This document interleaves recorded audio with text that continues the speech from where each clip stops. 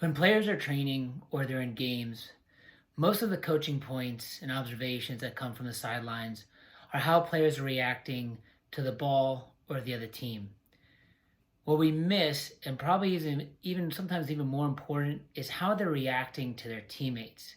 This is something you don't hear talked about enough during games and in training. Is that how a player is moving on the field in relation to the other players around them?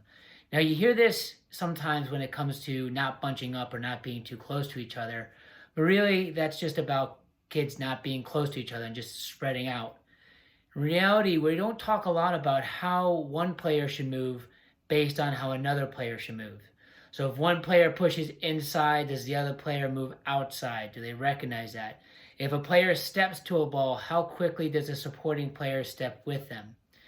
Things like that need to be talked about as much, if not more, than just how we're reacting to other teams' runs, formations, and where the ball is on the field.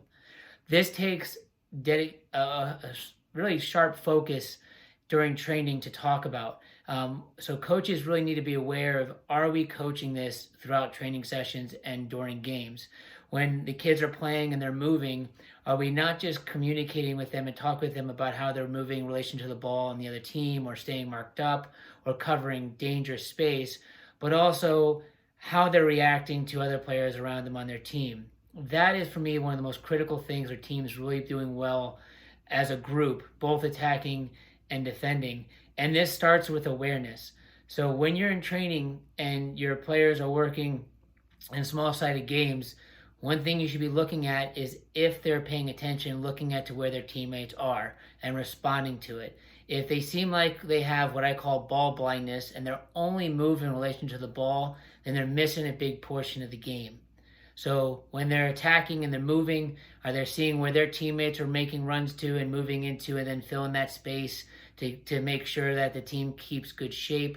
Defensively, as players are stepping and moving to the ball, are they checking their shoulders and see where they are in relation to the other teammates, keeping good lines, and minimizing space between those lines and the players that they're playing around.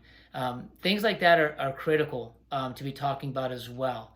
So if you're watching a game, watch your child, watch a couple players, and see, are they reacting and moving based on what other players around them on their team are doing as well.